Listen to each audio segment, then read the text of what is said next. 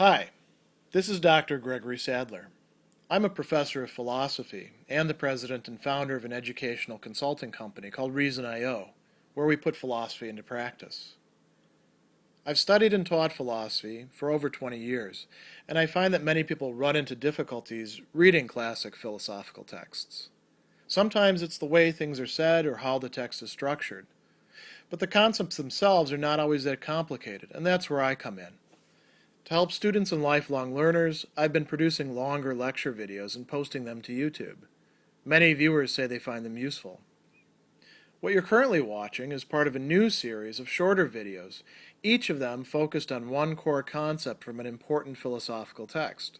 I hope you find it useful as well. So Aristotle says that there's three basic kinds of goods on account of which we are friends. One of them is what he calls the noble, or the good in the sort of elevated sense. Things that we would consider, we don't talk about nobility, we talk about being honorable, being stand-up, being cool is also a term that we use in our contemporary culture for being honorable, being noble. Beautiful, if we talk about moral beauty or things like that, that's also a matter of what we're looking at here. So what kind of life do you envision for yourself as the life that you want? Do you envision a life where it's just committed to accumulation of more and more wealth, or do you want to do good things with your wealth? Like, I understand wanting to be rich. I'd like to be rich myself. Why do we want to be rich? Sometimes it's just, security, right? If you have a lot of money in the bank, you can weather a lot of storms. But what do you actually want to do with your money? You want to make people's lives better? Do you want to bring people together and introduce them to each other and have parties where people get to know each other and come out of it and say, this is such a great experience? That would be something noble, according to Aristotle. If you were rich in ancient Greece, you were expected to contribute to the public good. So you would buy a ship for the Navy, or you would put on a play for somebody. You would engage in some sort of philanthropy, like we talked about before with generosity and magnificence. Those are things that are considered to be noble. Aristotle would say that there's other things that are considered to be noble. When you stand up against fear, and you make sure that the right thing, what ought to be, happens, even though it could be damaging to you and you're afraid, that is something noble, isn't it? We tend to look up to people like that. So sometimes we're friends with people on the basis of this type of good. And Aristotle says this could be an actual good, or it could just be a perceived good. Do you admire some people, or let me put it to you this way. Have you admired some people in your lifetime who didn't turn out to be the genuine article? If they actually were what they seemed to be, what they purported to be, then they really were noble. And then later on you found out they weren't quite so good. Have you had any broken idols like that? I can think of one that I never actually really liked myself. But a lot of people got behind who got into the news quite a bit recently in the last couple of years. Think about this guy, Lance Armstrong. Why did people look up to him before they found out about the doping and all that stuff? Why did they associate him with, like good character, ability? They liked his story. What happened to the guy? He had cancer, he overcame it, and he won the Tour de France 7 times or something. Yeah, even just winning it one time, that's kind of a big deal, right? And then winning it after recovering from cancer, and then after he did that, he established a foundation, and I don't even really know what his foundation did. I'm sure it had something to do with cancer, but I never liked the guy myself. I don't know what it was about him. Every once in a while I have a sort of irrational, that's probably not as good as it pretends to be kind of cynicism. And I had that about him. So I'm kind of happy because I didn't get sucked in and give any money to the guy. And you know, being able to compete and succeed, what did that show? Is it just that he's a winner that people liked? That he was an underdog, he came back from cancer? What is it that we like about people who succeed? What sort of traits do they have to have that we admire in them? Persistence. Yeah, that's really it. Persistence or perseverance. They keep on pushing, pushing, pushing. And why do we like that? Because that is, in fact, something admirable, right? It's something kind of rare to begin with. And we see it and we're like, yeah, I kind of like that. I'd like to be like that if I could. This goes back to that question of emulation that we talked about a few class periods ago. As it turned out, you know, there was only a perceived good in Lance Armstrong's case. Turned out the guy was kind of a scumbag, and you know, not only was he doping this whole time, so all of these you know victories should have gone to some other guy who didn't get any accolades at all. He actually unjustly robbed somebody else of his victory because of his egotism. He lied for years and years about doping and then gave these kind of politicians' answers. Well, there's never been any evidence, blah, blah, blah, blah, blah. And then evidence showed up, and then, you know, he started talking in this legalese instead of actually apologizing like a real, you know, human being would have done. He had sort of, his apology sounded like he was a corporation. And people were like, what happened with this guy? Turned out that he was sort of the opposite of noble, and he was not admirable at all. He was actually sort of at the bottom. So that was a perceived good. But you could still, you know, if you felt something towards him, some sort of admiration, that doesn't mean that your admiration wasn't real. And if you are friends with somebody because, you know, you're not friends with Lance Armstrong, unless, you know, some of you have a past I don't know about. If you're friends with somebody because you see in them real nobility of character, and they turn out not to be that way, that doesn't mean that your feelings are invalid. That just means that the good that you based it on was a perceived rather than an actual good. You can still have that with somebody else. If you've had that sort of relationship with somebody, you can have that with somebody else who's actually deserving of that type of relationship. The second kind of good that Aristotle talks about is pleasure. And, you know, we've talked about this a lot over the course of the semester.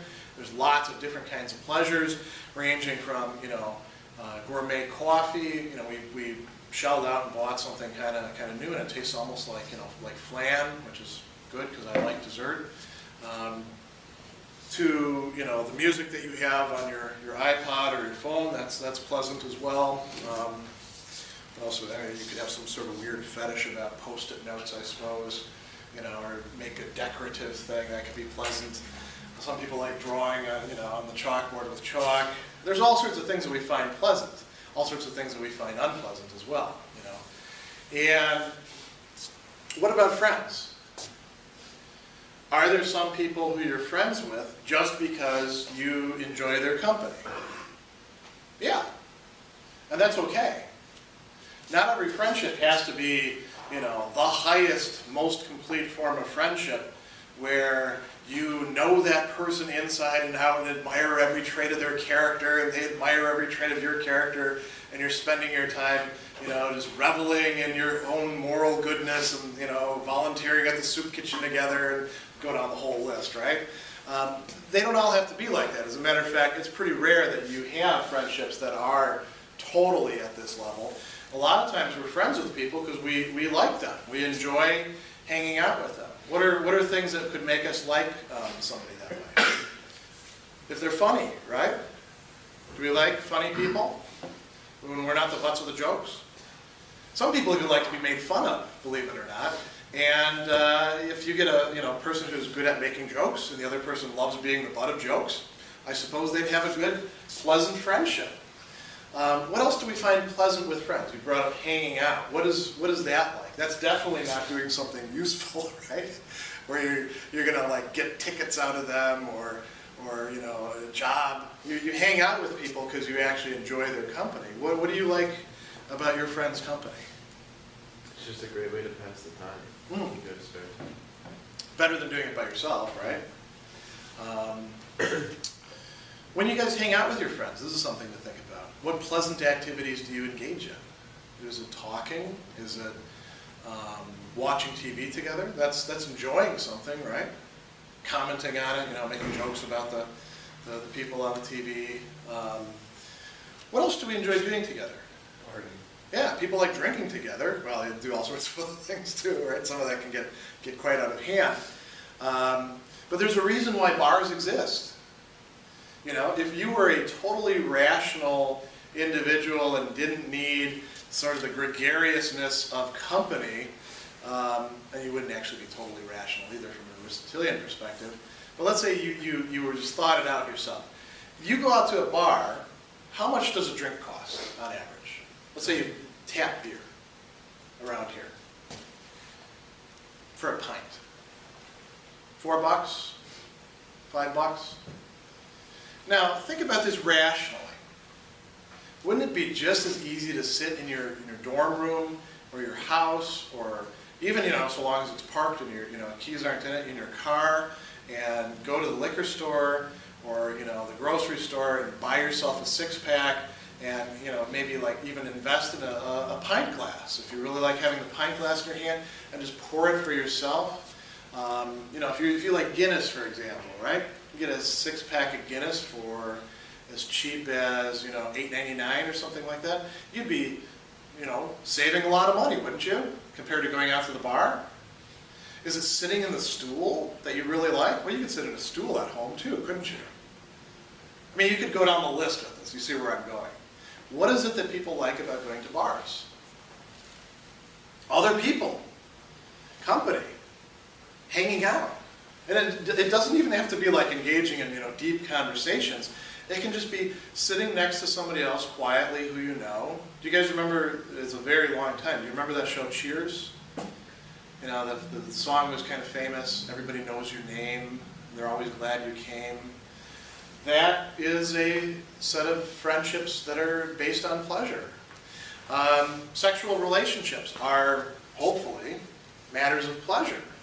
When you sleep with somebody, if you're both having a good time, you're actually enjoying each other, right? So there's lots of ways. It could be companionship, it could be engaging in sports together, it could be sexual or romantic relationships, it could be working on models together. There's all sorts of things that people do that are matters of the pleasant. And these are not necessarily life-changing events. Every time that you go out to the bar or you go to the coffee shop with your friend, you're not like suddenly becoming this noble human being and knowing your friend inside and out for who they are you? I mean, if your life is like that, you need to start writing it down, because that would make a great movie or a great TV show or something along those lines. So pleasure is something that's legitimate. The third kind of friendship Aristotle talks about is based on the useful good. What we sometimes call the profitable, the useful. And this is where you're friends with somebody, not on the basis of who they are and actually loving them for who they are, nor because you actually enjoy their company or getting something pleasant from them, but because you're getting something else from them. And we might be tempted to say, well, you're not really friends with that person at all. You're only apparently friends because you're using them. But let's think for a moment of all the sort of things that people do, in fact, who are friendly towards each other, at least for a while, do in fact engage with each other to get. Have you ever been friends with somebody so that they could help you out with school? That would be this kind of example. Right? What else? A lot of times, rich kids have lots of friends, don't they? Why? They pay for everything. Exactly. That's, they'll have the parties, they'll take people skiing, they'll, pay for the meals, pay for the drinks. Now, if those kids quit doing that, how long would the relationship go on? It probably wouldn't go on in a lot of cases, unless you actually like the person because they're enjoyable or you like them for their own sake. How else do people use each other? Think about business contacts. You guys need business contacts, don't you? How many of you have done internships so far? Only a few? How many of you are going to do an internship this summer? Or before you graduate, at least? Everybody? I hope so. When you get involved with people through internships, are you going to keep their contact information? You better. And you better every once in a while say, hey, I'm still alive, don't forget about me. And you're doing that because they are a useful contact, right? They may help you to get a job. Or they may hook you up with somebody else who can hook you up with a job. Or a business opportunity. Or an opportunity for study. Or who knows what else. That's important. That's a vital part of life. Aristotle recognizes that. He sees that as a good. It's just not the same kind of good as these goods. What else do we use each other for? Information. Oh, that's a good one. Yeah, information. There are some people who you might be friends with because you supply them with certain information and they supply you with certain information. I suppose the studying with a classmate would be sort of an apprenticeship in that. But there will be, yeah, I know that I have a friend, for example, who I'm friends with actually for these other reasons. But I also enjoy our conversations because I get a lot of useful information about what's going on with artificial intelligence and how to apply computing to parsing language. These are things that I'm interested in.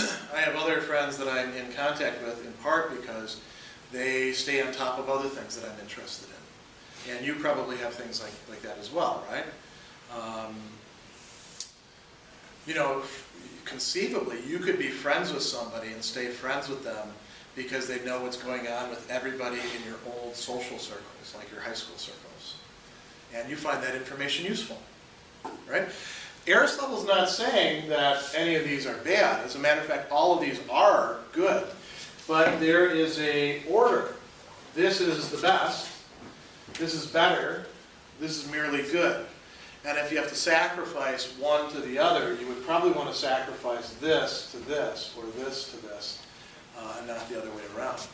Now, what else can we say about these different kinds of friendship?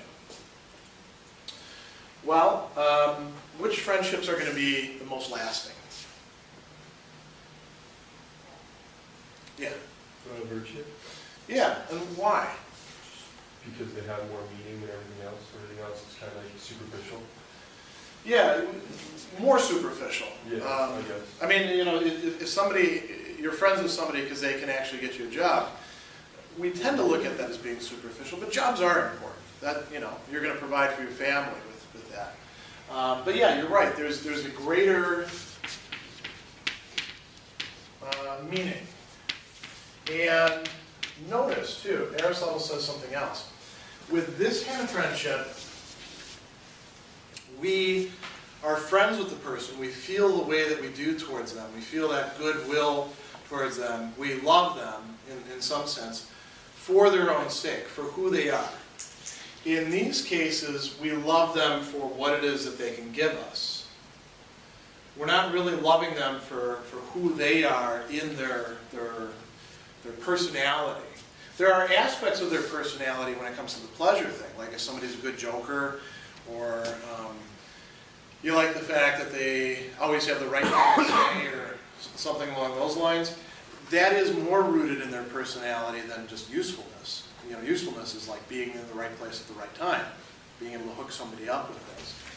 But it's not yet really liking the person for their own sake.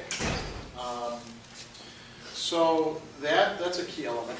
These friendships tend to be more stable than these friendships as well, in part because, you know, if you like somebody for who they are, that should stay more or less the same. If it turns out that you were wrong about it, let's say you actually were friends with Lance Armstrong, and he had you fooled too, and you found out, no, he was doping all this time, and he actually used you to help tell his story, you'd feel betrayed, wouldn't you? And that friendship that you thought was based on who the person really was would break up. And a lot of times we think when we're involved in romantic relationships that we're actually having this kind of relationship, when in reality we're having this kind of relationship. These kind of relationships break up pretty easily because as soon as somebody stops being pleasant, then the reason for the friendship is going away. You might actually be a nice person and say, well, maybe it'll come back, or they were good to me at one time, so I should stay friends with them. But you'll find in life that unless you are a saint, that's not very effective. That a lot of times when the pleasure goes away, the friendship will break up. Usefulness is even less stable. Why? Because if you form a friendship on the basis of usefulness to each other, as soon as that usefulness goes away, you're done. So think about business associates, who go out to lunch together. Do they need to go out to lunch together after all of their possible business deals are done and they're no longer of any use to each other? If they don't already like each other because they enjoy each other's company, or really like the person for who they are they going to keep going to lunch together? No. And Aristotle says that's okay. That's that kind of friendship.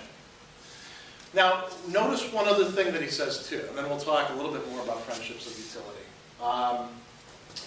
If you have this kind of friendship, you also have this kind of friendship. Are people who are pleasant for each other, who give each other pleasure, are they also useful to the other person? You like pleasure, don't you? That person is therefore useful to you, aren't they? And very often, we will, in fact, extend ourselves and do favors for people who we enjoy, hanging out with, being in the same company with, won't we? We're more liable to do that than somebody off the street. Think about, here'd be an example. It's usually a bad idea to lend friends money. Have you guys learned this lesson yet?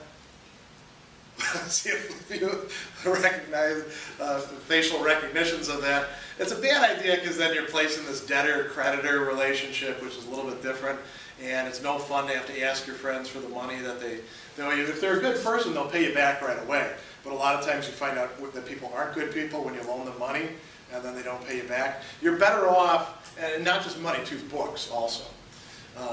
If you're going to give a friend something, just give it to them.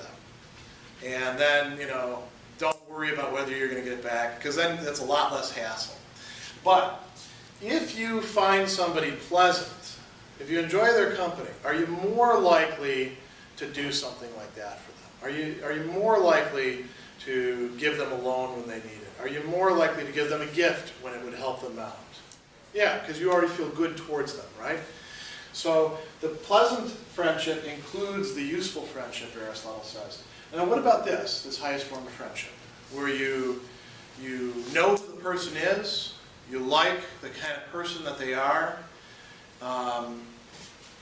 Remember, you also share common desires, share joys and sorrows, do activities together. Are they going to be pleasant for you? Or is this sort of like, well, I'll put up with the sacrifice for the sake of the noble good? I have to be friends with this person because they're really a good person.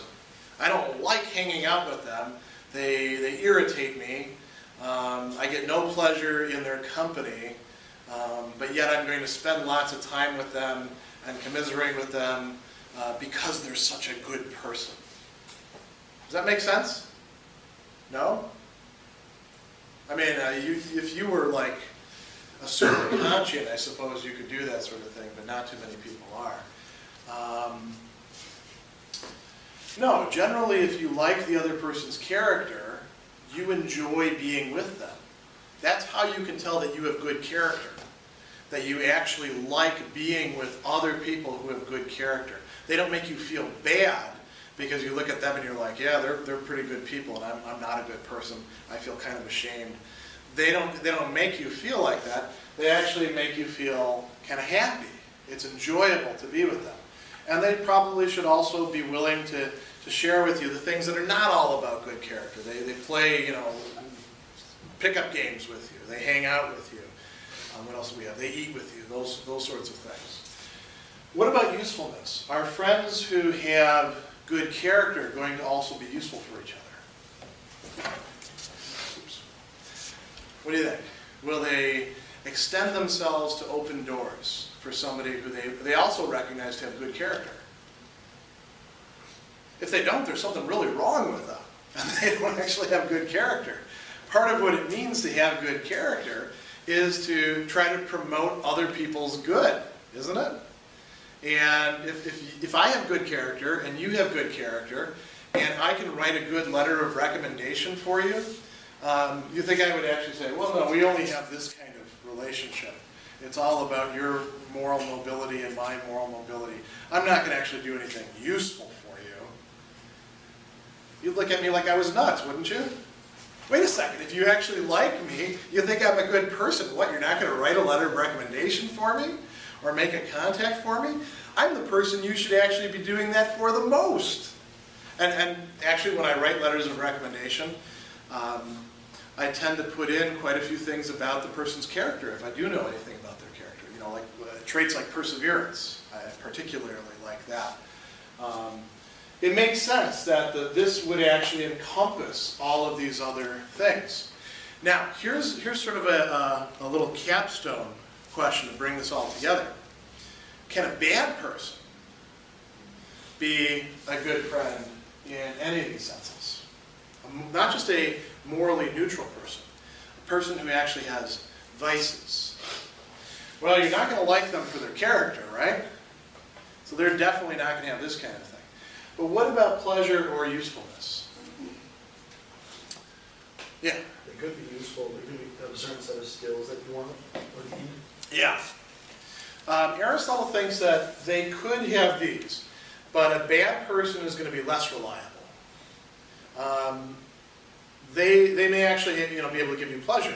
Think about this. Can you have a good sexual relationship with somebody who's a fundamentally bad person? It can happen, but you better really watch everything outside of the bedroom so they don't steal your wallet, or sleep with your friends, or denounce you to the government, or pick whatever bad things that somebody might be prone to do. Take all your credit cards, hack into your phone. They're less likely to be really pleasant or to remain pleasant, and you've got to watch them all the time. What about usefulness? Bad person, they're only going to be interested in you insofar as you can give them one of these two things. And if you quit being useful to them, they're going to quit being useful to you really, really quick. As a matter of fact, because they're a bad person, they may in fact quit being useful to you long before you quit being useful to them.